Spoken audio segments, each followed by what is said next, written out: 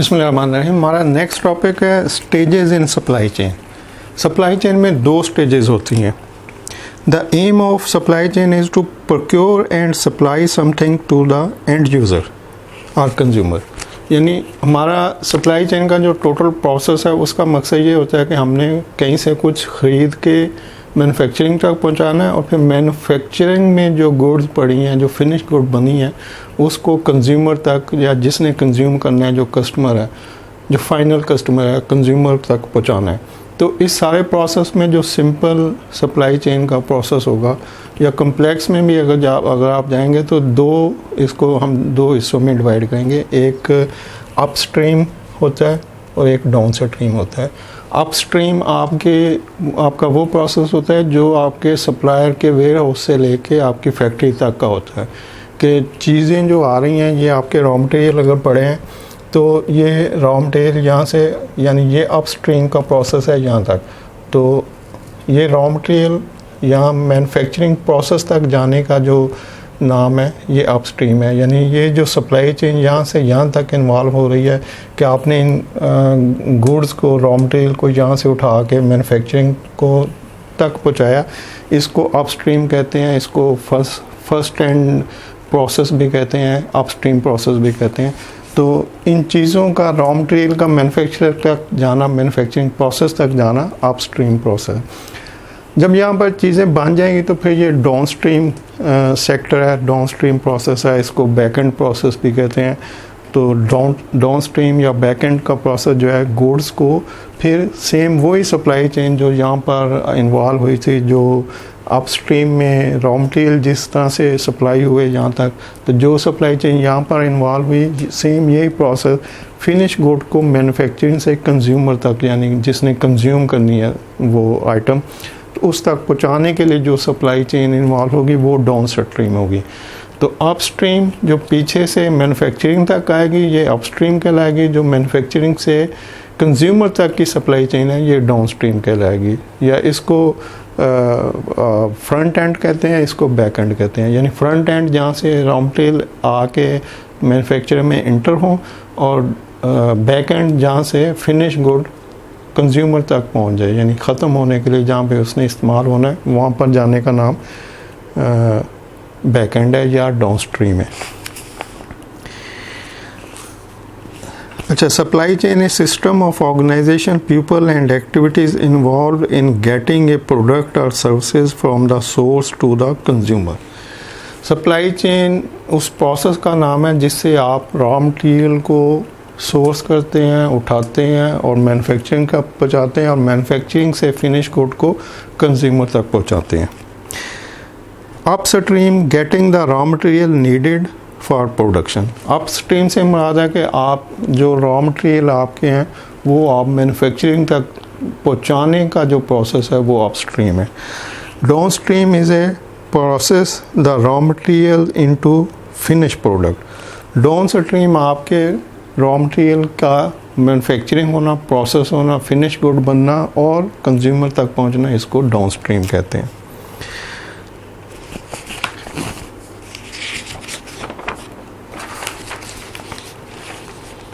Supply chain management. मैंने आपको बताया था कि सप्लाईज़ होती हैं, सप्लाई चेन होती है और सप्लाई चेन मैनेजमेंट होती है। सप्लाईज़ होती हैं वो इंफ्रास्ट्रक्चर जो चीज़ों को एक जगह से दूसरी जगह पहुंचाता है। सप्लाई चेन होती है वो टोटल प्रोसेस जिसमें अपस्ट्रीम और डाउनस्ट्रीम दोनों आते हैं। और सप्लाई चेन मैनेजमेंट क्या होती है? सप्लाई चेन मैनेजमेंट में इस तरह के सिंपल बहुत सारे प्रोसेस होंगे। ये एक प्रोसेस है कि हमने रॉ मटेरियल को उठाया और मैन्युफैक्चरिंग तक ले गए और मैन्युफैक्चरिंग से फिनिश गुड कंज्यूमर तक चली गई। तो ये सिंपल अपस्ट्रीम डाउनस्ट्रीम का एक सिंपल सप्लाई चेन का प्रोसेस है। लेकिन जब आप बहुत सारे इस तरह के सिंपल प्रोसेस को बैक वक्त अटेंड कर रहे हो, एट ए टाइम उनको हैंडल कर रहे हो, तो वो सप्लाई चेन मैनेजमेंट होगी। यानी ये सप्लाई चेन है, एक चेन है कि आपने रॉ मटेरियल को मैन्युफैक्चरिंग तक और मैन्युफैक्चरिंग से फिनिश गुड को कंज्यूमर तक पहुंचाया। ये आपका सिंपल एक सप्लाई चेन का प्रोसेस है। लेकिन जब आप इस तरह के सिंपल प्रोसेस, बहुत सारे प्रोसेस को हैंडल कर रहे हो, जिसमें 10-20 भी हो सकते हैं, 100-200 भी हो सकते हैं। जैसे बताया कि बहुत सारी ऑर्गेनाइजेशन में बहुत सारी प्रोडक्ट बन रही होती हैं, डिफरेंट प्रोडक्ट हो रही होती हैं। तो जब आप एक कम्प्लेक्स सप्लाई चेन को हैंडल कर रहे होंगे कि इस तरह के बहुत सारे सप्लाई चेन के प्रोसेस को आप हैंडल कर रहे होंगे या एक से ज़्यादा कर रहे होंगे, तो उन सारे प्रोसेस को मैनेज करने का नाम सप्लाई चेन मैनेजमेंट है कि आप एक से ज़्यादा प्रोसेस मैनेज कर रहे हैं।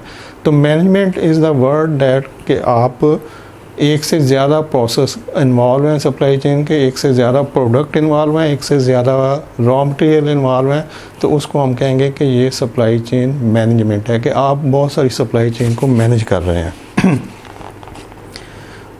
तो सप्लाई चेन में कहा जाता है कि आपके जो सप्लायर होंगे वो तो बहुत सारे हो सकते हैं, लेकिन आपके पास कंज्यूमर एक ही होता है, यानी कंज्यूमर की कैटेगरी एक ही है। कंज्यूमर एक होगा लेकिन सप्लायर आपके बहुत सारे हो सकते हैं। आपके रॉ मटेरियल बहुत सारे डिफरेंट रॉ मटेरियल हो सकते हैं, डिफरेंट डायरेक्ट इनडायरेक्ट प्रोडक्ट हो सकती हैं जो प्रोडक्शन के साथ रिलेटेड हैं डायरेक्टली या इनडायरेक्टली।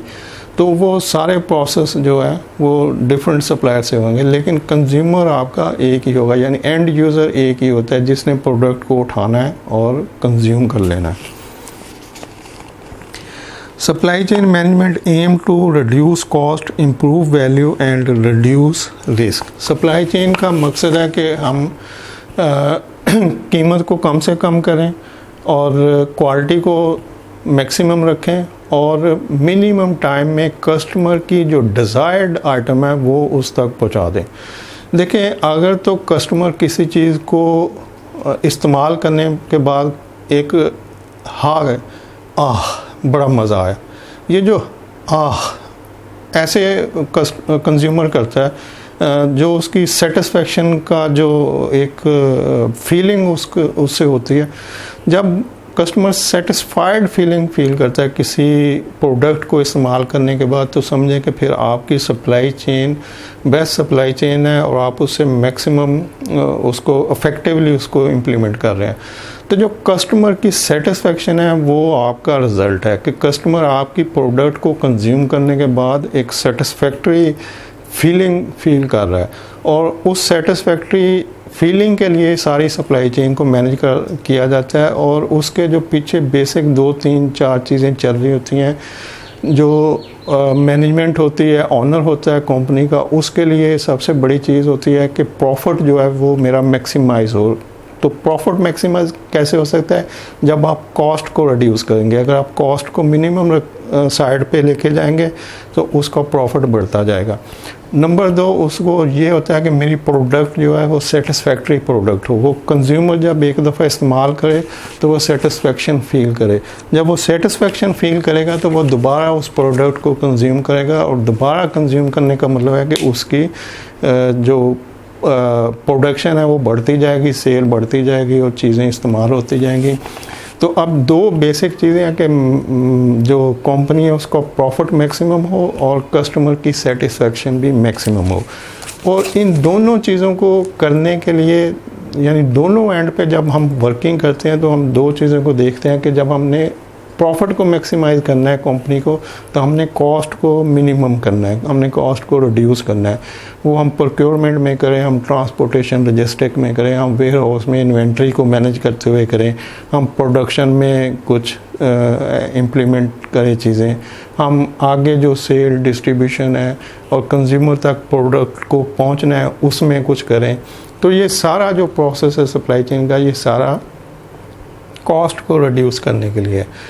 अब जो कस्टमर की सेटिस्फैक्शन है उसमें जो क्या चीज़ें इन्वॉल्व होंगी, उसमें प्रोडक्ट की क्वालिटी इन्वॉल्व होगी और मिनिमम टाइम इन्वॉल्व होगा। यानी जहाँ पे अपने जो कंपनी का बेनिफिट था वो था प्रॉफिट मैक्सिमम करना, जिसमें कॉस्ट रिड्यूस होगी तो प्रॉफिट मैक्सिमम हो जाएगा। लेकिन जो दूसरी साइड है कि कस्टमर की सेटिस्फैक्शन भी उतनी ज़रूरी है जितना प्रॉफिट ज़रूरी है, क्योंकि अगर कस्टमर सेटिस्फाइड नहीं होगा तो प्रॉफिट आपका गिरना शुरू हो जाएगा। तो कस्टमर की जो सेटिस्फैक्शन है उसके लिए 2 चीज़ें ज़रूरी हैं।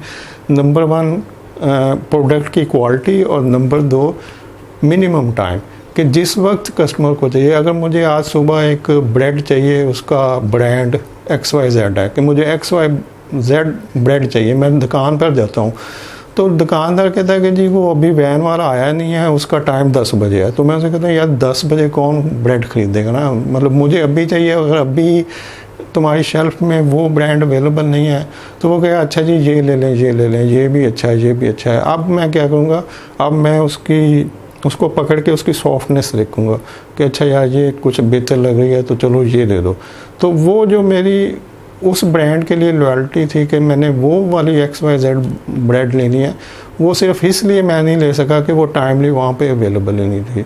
तो अब वो तो उसका बिज़नेस तो बंद हो गया क्योंकि वो टाइमली वहाँ पे डिलीवर नहीं कर सका। जिस वक्त कस्टमर को शेल्फ से चीज़ उठाने की ज़रूरत है उस वक्त अगर वो अवेलेबल है तो ये आपकी बेस्ट सप्लाई चेन है। तो जब वो अवेलेबल है और वो उसको उठा के पे करके ले गया, कंज्यूम किया और फिर उसकी जो सेटिस्फेक्शन उसने फील की, तो उसके लिए टाइम जो है वो मोस्ट इम्पोर्टेंट है कि टाइमली चीज़ें शेल्फ में अवेलेबल हों, कस्टमर आए और उनको पे कर ले। तो टाइमली जब अवेलेबिलिटी करने के लिए किस चीज़ की ज़रूरत है, एक इफेक्टिव सप्लाई चेन की ज़रूरत है। अगर आपके पास इफेक्टिव जो डाउन स्ट्रीम सप्लाई चेन है, यहाँ पर तो अप स्ट्रीम तो ठीक है, आपके रॉ मटेरियल टाइम पे पहुँचे, प्रोडक्शन हो, तो ये भी ज़रूरी है। और डाउन स्ट्रीम जो कि आपकी फिनिश गुड को यहाँ से उठाए और कस्टमर तक, कंज्यूमर तक पहुँचा दे। तो अब ये आपके मिनिमम टाइम के लिए ये मोस्ट इम्पोर्टेंट है कि मिनिमम टाइम में आप उसी वक्त चीज़ें कंज्यूमर तक पहुँचाएंगे या शेल्फ तक पहुँचाएंगे जहाँ से उसने उठानी है, जब आपकी down stream supply chain effectively manage हो रही हो। अच्छा, और दूसरी चीज़ है उसकी सेटिस्फेक्शन की। नंबर 1 तो उसमें टाइम आ गया, नंबर 2 उसकी क्वालिटी आ गई। तो जब भी हम यहाँ पर प्राइस को कंट्रोल करते हैं कि हमने प्राइसेस को मिनिमम रखना, हमने कॉस्ट को कंट्रोल करना, हमने कॉस्ट को रिड्यूस करना है, तो हम कभी भी ये नहीं देखते कि हमने क्वालिटी को उसके साथ कम करना है। यानी प्राइस कम करने का मतलब क्वालिटी कम करना नहीं है। हर कंपनी में R&D डिपार्टमेंट जो रिसर्च एंड डेवलपमेंट कर रहा था वो कंटिन्यूसली काम करते रहते हैं प्रोडक्ट के ऊपर, उसकी रेसिपी के ऊपर, उसके इंग्रेडिएंट्स के ऊपर। इसी तरह सोर्सिंग डिपार्टमेंट कंटिन्यूसली सोर्सिंग पे काम करता रहता है। तो उनका मकसद यही होता है कि हमने प्रोडक्ट की क्वालिटी को मिनिमम लोअर साइड पे नहीं जाने देना, क्वालिटी वही रखनी है जो कस्टमर कंज्यूमर की पसंद है, लेकिन प्राइस को रिड्यूस करना है। तो प्राइस रिड्यूस करने के लिए वो सोर्सिंग भी करेंगे, वो हर तरीका सप्लाई चेन के भी इफेक्टिवनेस पे जाएंगे कि जो बेस्ट परफॉर्म कर सकते हैं करें और कॉस्ट रिड्यूस करें, लेकिन क्वालिटी रिड्यूस नहीं होनी चाहिए। तो एक प्रोडक्ट जो कि बेस्ट क्वालिटी हो, मिनिमम टाइम में कंज्यूमर तक पहुंच जाए और लोएस्ट प्राइस पे मैन्युफैक्चर हो, तो जब ये 3 चीज़ें किसी प्रोडक्ट के ऊपर इम्प्लीमेंट होंगी कि मिनिमम लोएस्ट प्राइस के ऊपर, मिनिमम टाइम में और बेस्ट क्वालिटी प्रोडक्ट जब कंज्यूमर को मिलेगी, तो उसकी जो सेटिस्फेक्शन होगी कस्टमर की, वो रिपीट ऑर्डर करेगा और मैन्युफैक्चरर का बिज़नेस बढ़ेगा और रिड्यूस कॉस्ट की वजह से भी उसका बिज़नेस प्रॉफिट बढ़ेगा और मिनिमम टाइम पे प्रोडक्शन करके कंज्यूमर तक पहुंचाने में भी उसकी जो प्रोडक्शन है वो ज़्यादा होगी। कि अगर वो एक दिन में 10 ब्रेड बनाता है और दूसरी साइड पे वो एक दिन में 20 बनाना शुरू कर दे, तो जो मिनिमम टाइम में प्रोडक्शन को करके और कंज्यूमर तक पहुंचाना है, ये सारा प्रोसेस जो है ये सप्लाई चेन का प्रोसेस है। और मकसद यही है कि प्रॉफिट मैक्सिमम हो, मिनिमम टाइम में गुड क्वालिटी प्रोड्यूस होके कंज्यूमर को डिलीवर हो जाए और कंज्यूमर के मज़ा आ गया। तो ये जो मज़ा आ गया है ये इस सारे का निचोड़ है। तो इसीलिए एक इफेक्टिव सप्लाई चेन को कंट्रोल किया जाता है, मैनेज किया जाता है और इम्प्लीमेंट किया जाता है। इसको नेक्स्ट कंटिन्यू रखूँगा। थैंक यू, अल्लाह हाफ़िज़।